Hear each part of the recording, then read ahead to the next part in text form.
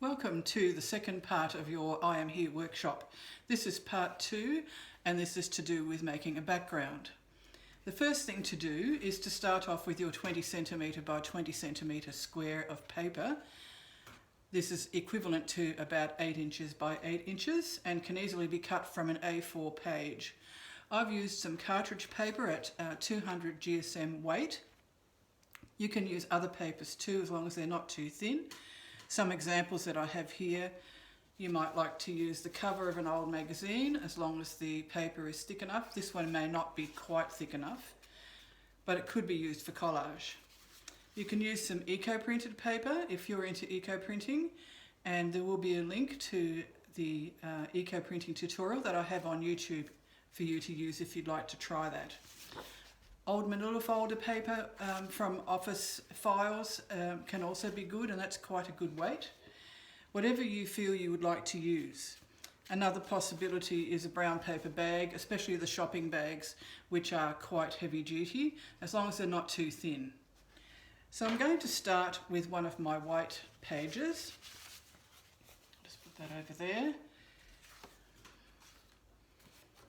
And I'm just going to add some elements to this as part of my collage.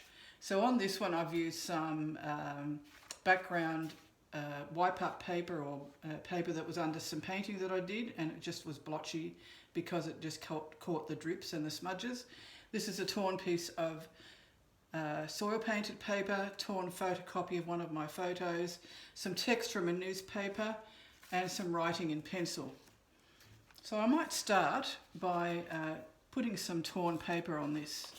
I have some lovely old dictionary paper which I might just tear and use. And don't be too precious about this. Just tear it and see what happens, and you get some interesting shapes. You can also overlap it over the edge. It won't matter if it does that because you can always trim it off later. And arrange it to how you would like. I also have some sheet music here, so I might use a bit of that. Music has some significance for me because I am a musician and I play music with my husband. We have played music together for years, and so music's always been very important to me. So I think that will do. Just remember that it's better to start with less than more, and not to overdo things because they can end up looking very busy and overworked.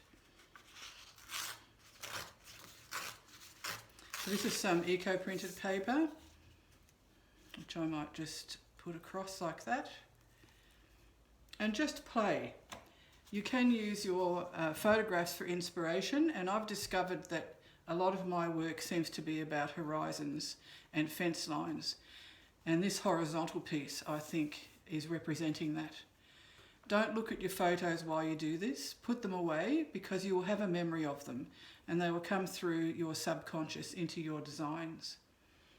I also might add some text to this. Any newspaper or magazine will have text that you can add, and I found some lovely ones just in a craft magazine today. One of them is remember. And maybe just one word is enough. Got things like journey, experience, and so on, but I might just use remember. Now I can attach these in different ways. I can use a watered down PVA glue, or I can use a glue stick. For the purposes of this part of it, I might use a glue stick. Get a good quality one. Some of the cheap no brand ones don't really work very well and they give way after a while. This one has the added advantage of being coloured, which dries clear, so you can actually tell if you've got good coverage on your paper pieces. So just glue them down, and if they come undone, what I've often done is use stitching to help hold it down if it comes off later on. So as I said, give it a good coverage. I can see purple on most of this, so it should be well covered. And how you arrange them, how you tear and cut them will be entirely up to you. because this is your artwork, not my artwork. And I encourage all my students to follow their intuition. You know what you like, you know what looks right to you. There are some art rules, I guess, that you could call them, to do with balance and composition, and I will cover that a bit more in another video. But just for today, just work intuitively, make it so that you're happy with it, and as I said before, less is more. So I've just about got the elements glued down that I've chosen. You might have other interesting papers in your collection too that you might like to use that reflect who you are and where you live. So there's my basic background. Now the next thing that you can do, because we're all about building up layers, is you can actually add some texture. And one way to do this is to use tissue paper or tea bags. I drink black tea and I save the tea bags, I dry them, then I empty them and then I iron them. And you get these lovely, naturally dyed, I guess you could call them, pieces of very thin paper. The other thing I like to use is old dressmaker pattern tissue. Sometimes it's quite fragile because it's old. I try to use patterns that are incomplete, so I'm not destroying a perfectly good dressmaking pattern, just using ones that are of no use because they have bits missing. So I'm going to put a little bit of tissue paper on this. And what I like to do is to scrumple it up so you get these lovely creases. And I'd like some of those to remain in the picture. So I'm going to use some PVA glue, which I'm going to water down. So this is the glue that I have. It's just a craft PVA. Woodworking glue from the hardware store might even be cheaper, and you can buy it in bulk if you're going to use a lot of the glue. So I'm just mixing it about half and half with some water. And then that's going to be painted over the surface to put my tissue paper on.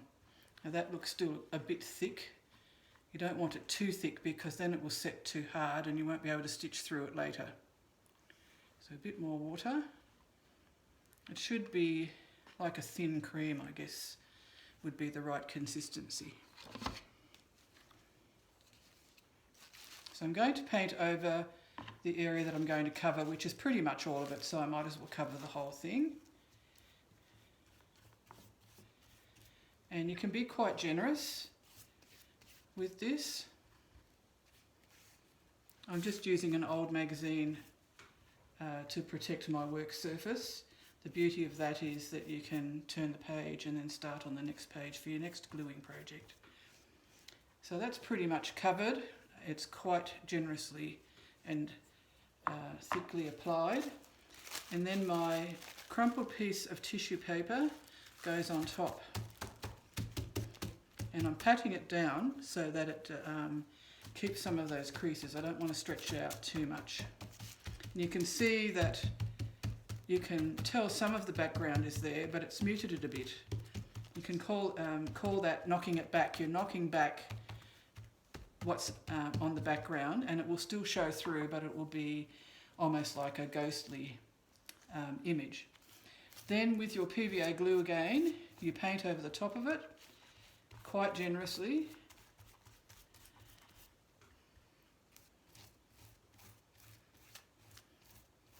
And then you put it aside to dry. So that will provide a really nice background for maybe some soil painting, maybe some charcoal drawing.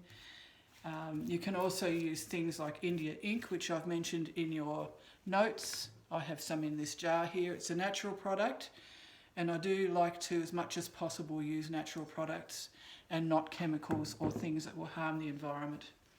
And by reusing these papers, also following my zero waste approach that I like to do. Okay, so I'll just put that aside. Might put it on the floor.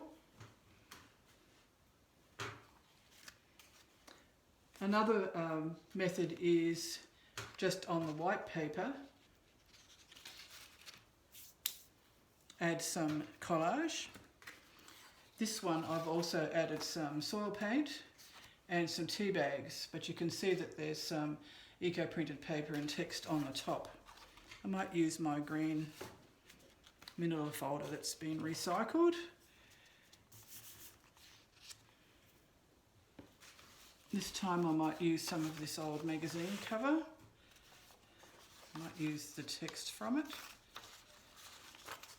And it's got the date too, so I'll try and preserve that.